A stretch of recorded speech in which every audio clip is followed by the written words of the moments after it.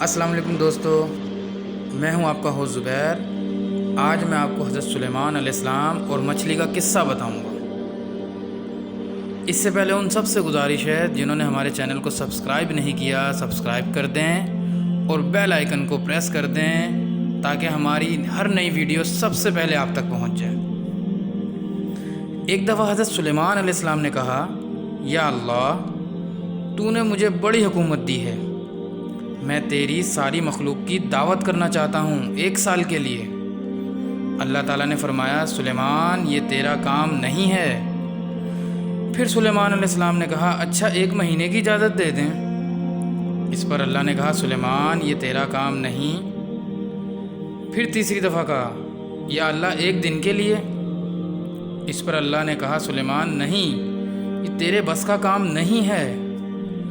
پھر سلیمان علیہ السلام نے کہا، یا اللہ 1 دن تو مجھے اجازت دے دیں، تو نے مجھے بہت کچھ دیا ہے۔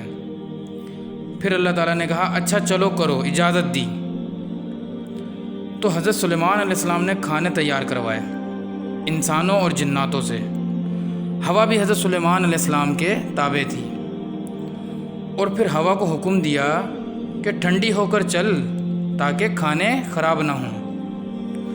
اور پھر اتنا لمبا دسترخوان بچھا کہ ایک طرف سے چلتے تو 1 مہینے کے بعد وہ دسترخوان ختم ہوتا تھا۔ تو جب کھانا تیار ہو گیا، پھر سلیمان علیہ السلام نے کہا، یا اللہ کھانا تیار ہے۔ تو اللہ تعالیٰ نے فرمایا، کس کو پہلے کھلاؤ گے، زمین والوں کو یا پانی والوں کو؟ حضرت سلیمان علیہ السلام نے کہا، پہلے پانی والوں کو کھلا دوں، پھر فارغ ہو کر زمین والوں کو کھلا دوں گا۔ پھر ایک مچھلی نے پانی سے سر نکالا، کہنے لگی، سلیمان سنا ہے آج ہم آپ کے مہمان ہیں۔ حضرت سلیمان علیہ السلام نے کہا، صرف تم ہی نہیں بلکہ سارے ہی مہمان ہیں۔ پھر مچھلی نے کہا، پہلے مجھے تو اجازت دیں۔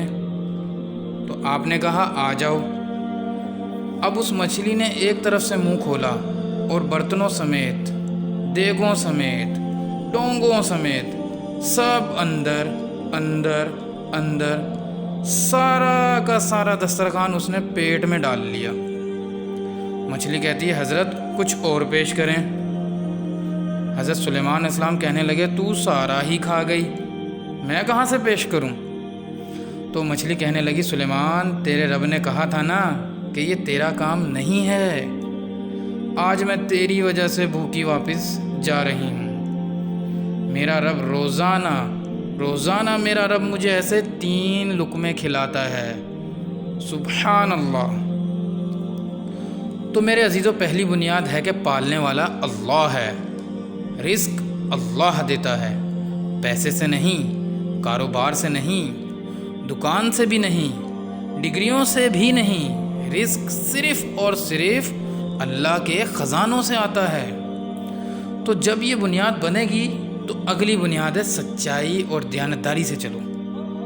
اگر آپ مجھ سے اسلام پوچھو نا 2 لفظوں میں کہ 2 لفظوں میں اسلام بتاؤ، تو میرے پاس ہے سچائی اور دیانتداری۔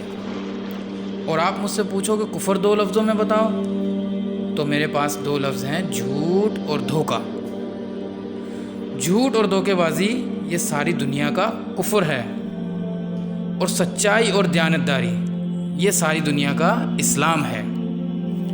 امید کرتا ہوں یہ ویڈیو آپ کو پسند آئے گی۔ اس کے ساتھ ہی ہم سب اللہ تعالیٰ سے دعا کرتے ہیں کہ وہ ہمیں اپنے حفظ و ایمان میں رکھے اور اپنے خزانوں سے ہمیں رزق دیتا رہے۔ بے شک اللہ تعالیٰ ہی سب کچھ دینے اور پالنے والا ہے۔ آمین۔ السلام علیکم۔